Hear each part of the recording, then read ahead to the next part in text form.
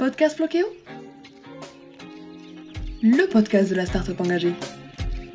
Bonjour tout le monde, aujourd'hui nous accueillons Emeline et Virginia de l'agence de voyage portugaise Soprasi qui crée des voyages sur mesure. Bonjour Emeline et Virginia et merci de participer à ce nouvel épisode du Verre à moitié plein, le podcast de l'optimisme par Floqueo. Suite à notre voyage de cette semaine autour des lacs du monde, nous avons décidé aujourd'hui de découvrir le Portugal avec ses régions, sa culture, sa faune et sa flore, mais aussi et surtout ses lacs de beauté. Que ce soit en été ou en hiver, découvrir un lac est toujours aussi plaisant. Ces lieux de vie d'une grande richesse écologique ont un pouvoir hypnotique qui nous plonge dans un sentiment d'apaisement intense. Des lacs, le Portugal en regorge. Venez les découvrir avec nous pour ce nouvel épisode en voyage immobile. Pour commencer, pourriez-vous rapidement vous présenter, s'il vous plaît, en nous présentant également la structure dans laquelle vous travaillez. Bonjour à tous les auditeurs et merci de nous donner la parole lors de cet épisode du Verre à moitié plein. Soprasi est né en 2021. C'est l'union professionnelle entre Virginia, franco-portugaise, et moi-même, Emeline, française. Nous avons travaillé pendant 15 ans dans la même entreprise à l'international et on a appris à se connaître et nous partageons les mêmes valeurs et la même passion pour les relations humaines multiculturelles. Nous aimons apprendre, nous aimons connaître, partager et transmettre. On adore recevoir et nous mettre en cadre pour satisfaire nos visiteurs. Soprasi est une agence réceptive au Portugal qui organise donc des séjours privés et sur mesure totalement adaptés aux envies, aux goûts et disponibilités de nos clients voyageurs. Nous souhaitons offrir la découverte d'un Portugal traditionnel, authentique et dans la mesure du possible hors des sentiers battus. Et aussi et surtout faire connaître ce beau pays avec humilité et passion dans le respect de l'homme et de la nature environnante. Sur votre site, vous mentionnez la Ria d'Aveiro qui offre à voir une riche géologie entre les lagunes, les marais salants, les dunes de sable, les forêts. Ce lieu abrite une riche biodiversité reconnue internationalement que pourraient observer les futurs voyageurs qui nous écoutent. Pour commencer, il me semble important d'expliquer comment est née la Ria d'Aveiro. Elle est née d'un accident hydrographique de la côte ouest du Portugal et elle se présente comme une vaste zone lagunaire soumise à la marée. C'est une zone qui s'étend sur 45 km du nord au sud et elle offre une biodiversité très riche. Les futurs voyageurs peuvent la découvrir et se promener au milieu des marais salants, des rizières, des forêts, des lagunes et des dunes. Ils pourront apprendre aussi et échanger avec nos partenaires ou même avec des locaux rencontrés lors des promenades sur les traditions du sel, du riz et découvrir la faune et la flore de la Ria. Donc ils pourront le faire accompagnés de guides ornithologues ou photographes qui leur apprendront tout sur les oiseaux qui peuplent cet écosystème magnifique. En fait, la Ria d'Aveiro est un lieu très recherché et réputé pour le birdwatching au niveau international et on peut y observer de nombreux oiseaux tels que les flamants roses, des hérons cendrés, des hérons pourprés, des martins pêcheurs et bien d'autres encore. Quel autre lac conseillerez-vous ? Y a-t-il des précautions particulières à prendre ? Alors je me présente, moi je suis Virginia. Pour ma part, je dirais que au-delà de la Ria d'Aveiro, il se trouve un lac extraordinaire qui s'appelle la Patela de Fermenteros et c'est la plus grande lagune naturelle de la péninsule ibérique. En fait, ce lac c'est une destination idéale pour les amoureux de la nature. On y trouvera des grandes variétés d'espèces animales, des espèces végétales. On pourra les observer dans leur habitat naturel. Les précautions à prendre, elles sont très simples. En fait, c'est d'être le plus discret possible. Il ne faut pas perturber les animaux si on veut les observer pleinement. Nous organisons, nous, à Soprasi, des promenades d'observation d'oiseaux, du birdwatching, comme on le dit traditionnellement. On le fait dans la Patela de Fermenteros et accompagné d'un guide photographe expert et vraiment passionné de celui. Avec ce guide, le visiteur, il est sûr de pouvoir observer des oiseaux, d'apprendre beaucoup de choses sur leur mode de vie, leur comportement, les lieux où ils viennent migrer. Et puis, ils pourront apprendre aussi sur d'autres espèces animales, exactement au bon endroit, au bon moment, et ce, toujours en respectant l'environnement. En tant qu'agence de voyage spécialiste du Portugal, quelle région conseillerez-vous de visiter et à quelle période pour favoriser un tourisme durable ? Pour ce qui concerne la région, chez Soprasi, nous conseillerons sans aucun doute la région centre du Portugal. C'est une région qui offre une grande diversité de paysages, des paysages impressionnants. Le visiteur y trouvera la mer, les lagunes, des dunes, des forêts, des vallées, mais aussi des vignes, des montagnes.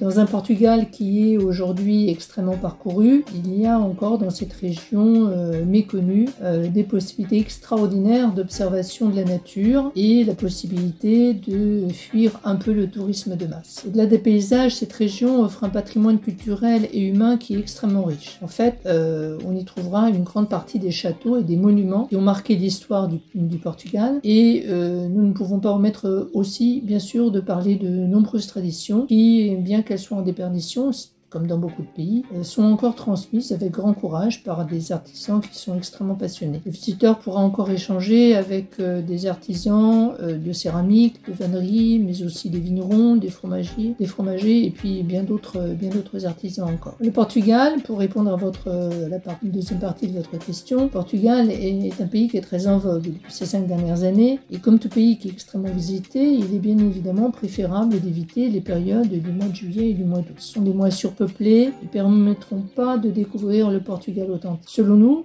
chez Soprassi, les meilleures époques sont le printemps et l'automne. Il faut souligner que le soleil, comme il est maintenant notoire, le soleil est très présent tout au long de l'année dans ce pays, et au-delà des périodes traditionnelles de soleil, le mois de novembre, qui peut paraître un mois parfois peu engageant, est un mois qui au Portugal peut offrir de très beaux séjours. Donc n'hésitez pas. Quel événement et activité portugaise conseillerez-vous aux futurs voyageurs qui nous écoutent pour découvrir la culture locale? Sachant que le Portugal est un pays catholique, il y a encore de nombreuses fêtes qui sont des festivités religieuses en hommage aux saints. Elles sont très nombreuses du nord au sud, soit dans les grandes villes, dans les villages. Alors certaines sont vraiment très locales et d'autres sont d'envergure nationale, mais finalement avec une particularité en fonction des territoires. Alors faire ici une liste de ces nombreuses fêtes est délicat parce que finalement chacune est toujours considérée comme importante par les habitants de chacun des lieux. Cependant, on peut au moins nommer parmi les fêtes les plus célèbres et de grande importance au Portugal, les fêtes religieuses, la fête de Saint-Antoine, la fête de Saint-Simon, la fête de Saint-Jean et bien d'autres encore, au milieu de nombreux festivals, de fêtes de l'artisanat. Donc il y a énormément de fêtes parce que le Portugal est un pays qui aime faire la fête. Vous travaillez en duo et une des 2 fondatrices est franco-portugaise. Vous qui avez grandi dans ce pays, comment avez-vous vu le tourisme s'ouvrir sur le plan de la durabilité ces dernières années? Alors je suis effectivement née au Portugal, comme je l'ai dit initialement, et je suis partie pour Paris à l'âge de 5 ans. J'y ai fait ma vie, de très nombreuses années que je ne nommerai pas ici.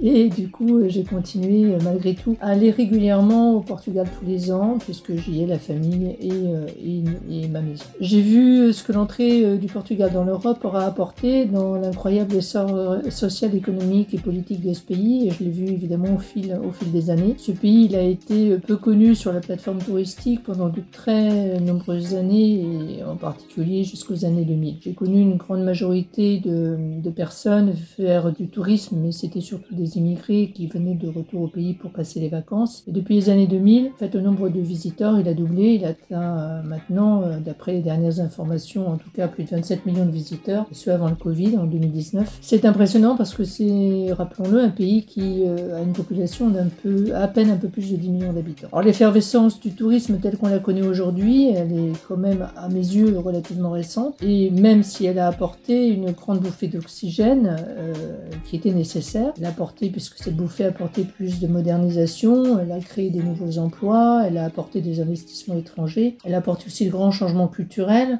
Néanmoins, maintenant, le tourisme de masse commence aussi à engendrer beaucoup de problèmes avec tous les travers connus que l'on connaît dans d'autres pays aussi, malheureusement, qui sont la délocalisation des populations locales, une perte de l'âme de ces lieux, et puis un respect de l'environnement qui est de moins en moins, je dirais, optimal. À côté de ça, on a une grande augmentation des prix. Enfin, je passe ici de nombreux inconvénients. Bon, heureusement, je pense que c'est important de souligner, il reste encore de nombreux sites où la magie de la nature et les bienfaits de l'homme opèrent et continuent à opérer. Et Soprassi, une agence qui est là pour faire découvrir à ses visiteurs ses trésors. Nous arrivons à la fin de cet épisode. Auriez-vous des conseils à donner aux futurs touristes qui souhaiteraient se rendre au Portugal ? Déjà, pour résumer, c'est important quand même de souligner, le Portugal est un petit pays. Le fait d'être un petit pays, ça donne la possibilité de découvrir en peu de temps une grande variété de paysages avec une faune et une flore extraordinaires. C'est une grande diversité culturelle aussi entre les traditions et l'histoire. Au Portugal, les habitants sont réputés accueillants et généreux, et donc pour nous, finalement, tout ça, c'est la recette parfaite pour vivre des expériences intenses et inoubliables. Alors après, le conseil que l'on pourrait donner aux futurs touristes qui souhaitent se rendre au Portugal, bien, notre conseil chez Sopracy, c'est si vous voulez connaître mieux le Portugal, si vous voulez le vivre plus intensément, eh bien, nous vous recommandons de sortir des sentiers battus, en vous faisant accompagner de personnes locales qui maîtrisent et qui aiment leur pays. Et pour ce faire, chez Sopracy, nous, on est là pour vous aider à organiser votre séjour complètement sur mesure, à vos goûts, en privé, et toujours, parce que c'est essentiel, dans le respect de l'environnement et des hommes et des femmes qui font la richesse de ce pays. Merci beaucoup de nous avoir partagé toutes ces connaissances et de nous avoir permis de voyager dans cette sublime région du Portugal